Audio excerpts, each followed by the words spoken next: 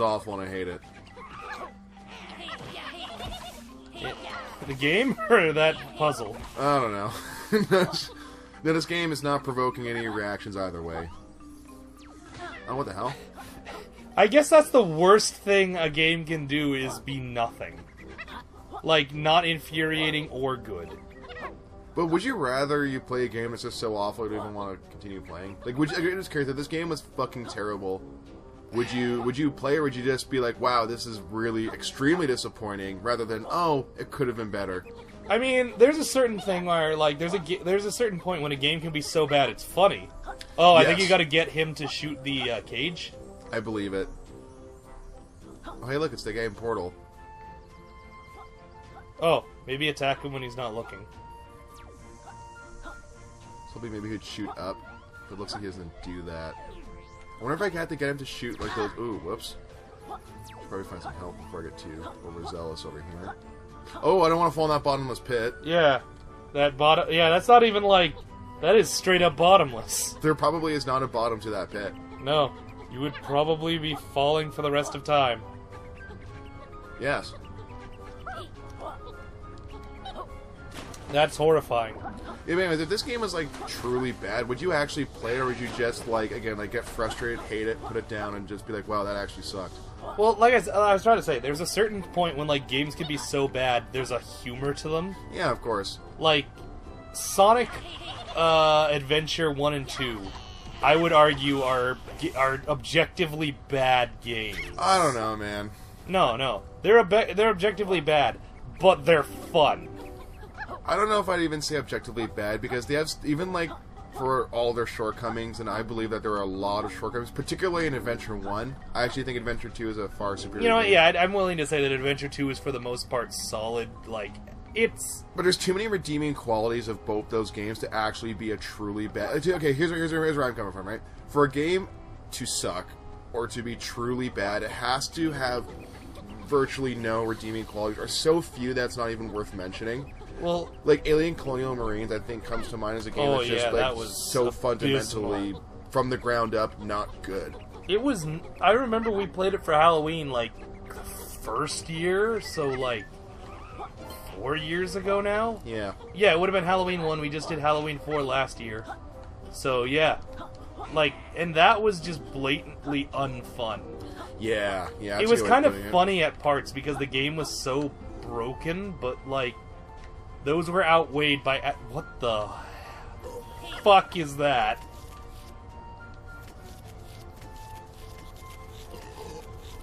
I feel like I should censor this. No, just let it happen. Hi. The bat's just like, what? That's good. I can't interact with him, so I don't even know what I'm doing here. Okay, I think at some point you're going to get some sort of projectile and, like, vomit it into his mouth. But yeah, no, there are some games I agree with that are so bad, they're such a train wreck, you have to experience to believe it.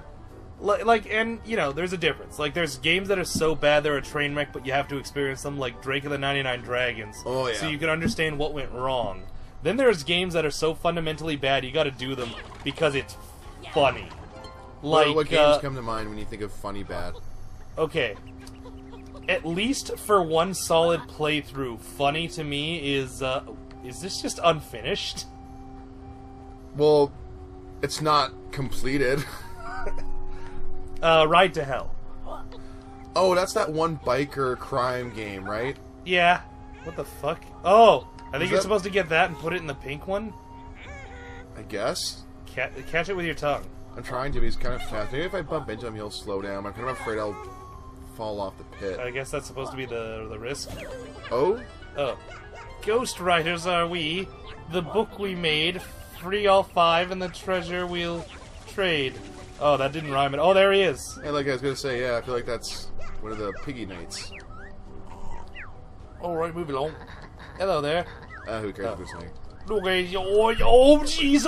I don't play this game for dialogue. I play it so I can collect things. Well, you just lost the clue. Oh, that's boring.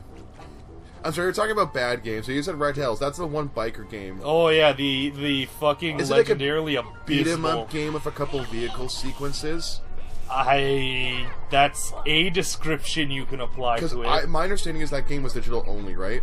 Yeah. And It has been taken off all of the digital stores, by the way. And my understanding is also that the game, if you can buy a PlayStation with it on the hard drive, goes for a fair bit of money. Is that right? It's because it is YouTube fodder. Like, it is guaranteed money if you can get your hands on this nightmare. Do you think if they re-released it, they would actually make money because word of mouth has kind of been so... For example, DVDs of The Room now go for money.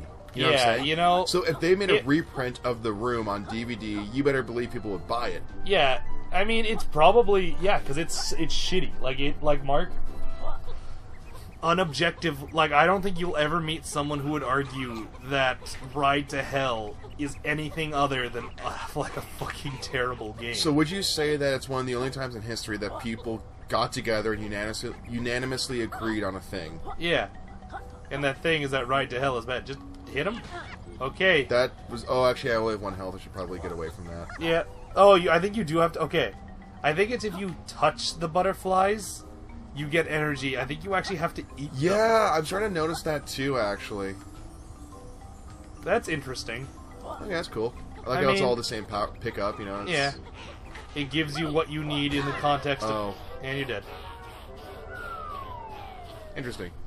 And you're talking about games that are bad. Yeah.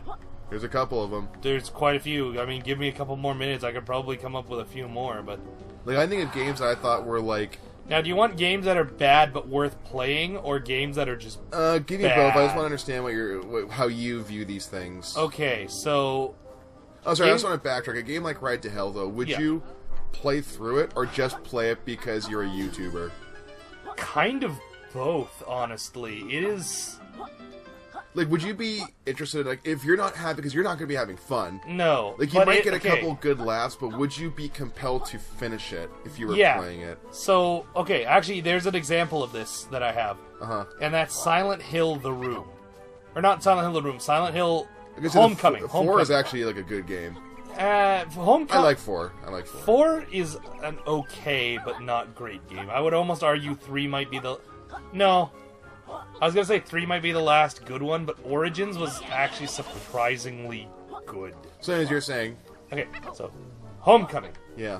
Is a game that is objectively bad. Like, I do not find it fun. Yeah, that game but I really did not I kind of want to see it... Like, it's a game where I beat it because I wanted to see how it would end. Oh, you played through it? Yeah. Well, I did not realize. That's not a good game. It is not. And let me tell you, folks, it's kind of not worth it to sit through and watch it to the end. On your own. If you can find friends to, like, endure it with you, it's better. Like, having someone to help you take the piss out of it is kind of fun. I think you have to, like... I'm sure something I have to collect at some point and throw it at him. And... Or transform.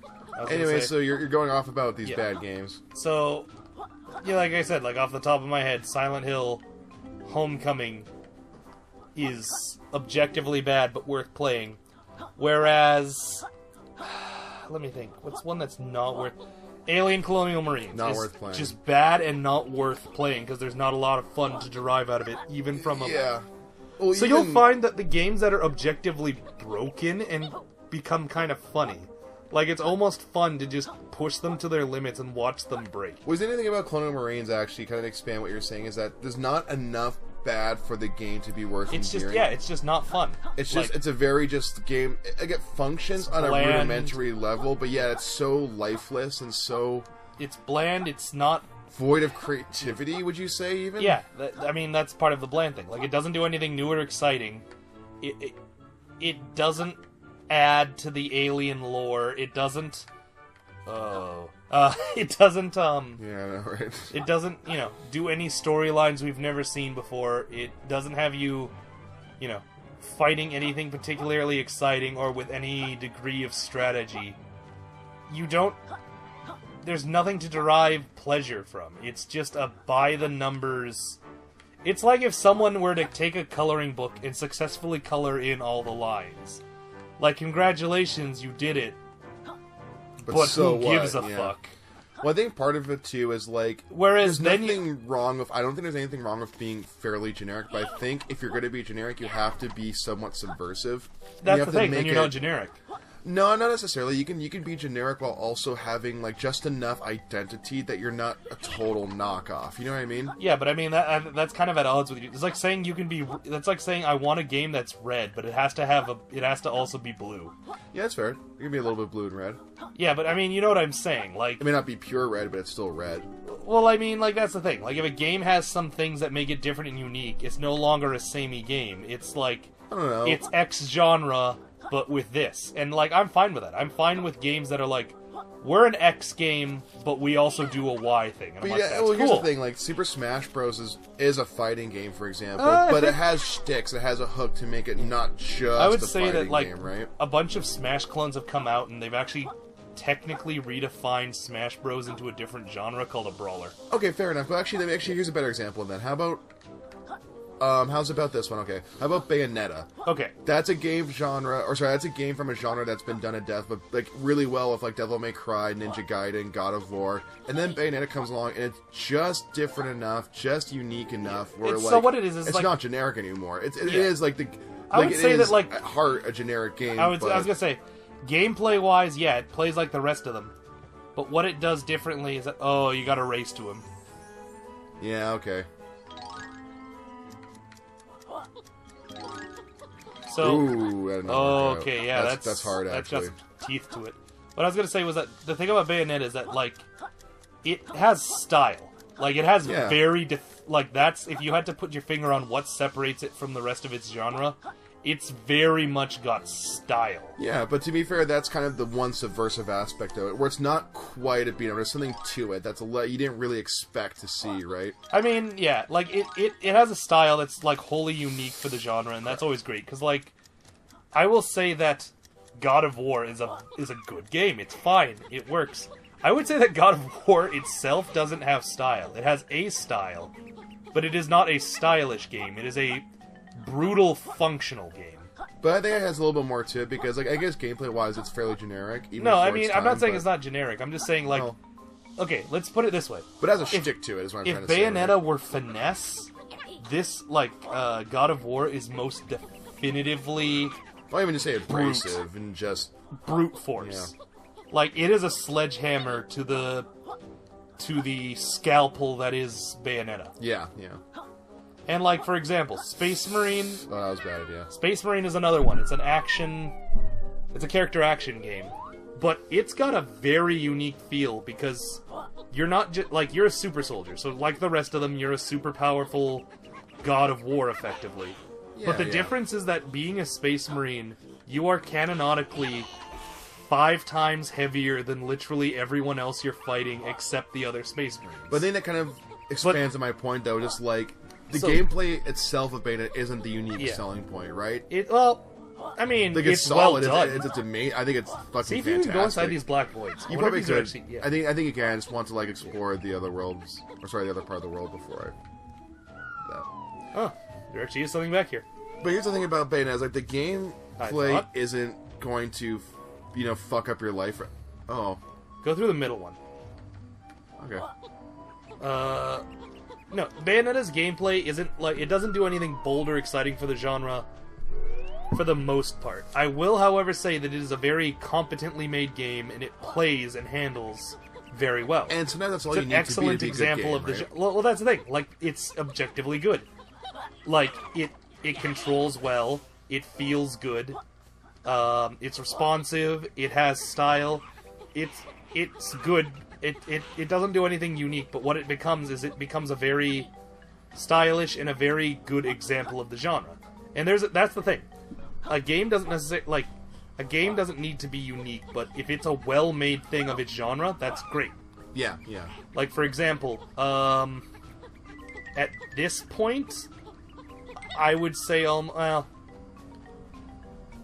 I'm trying to think of an example that would, like, you would get. Because I was gonna say, like, for fighting games, there are some that, like... Yeah, fighting games I'm actually very ignorant to, so that probably won't be a good example. Rising Thunder. Rising Thunder... Oh, no, it does actually work different. Skullgirls. Let's go with Skullgirls. Skullgirls is a fighting game that doesn't do anything that's never been done in a fighting game. Yeah.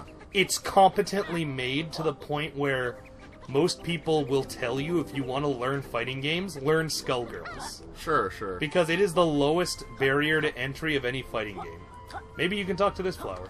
But to be fair, like, I don't know fighting games, so at this point, it's just kind of, I just have to take your word for it if you're telling me that Skullgirls like this.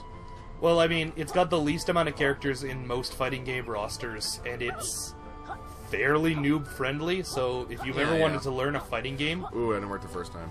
Cross that bridge. Exactly. You've literally walked past this bridge like a dozen times. Just... No, don't go down. Go over. What I was thinking, yeah.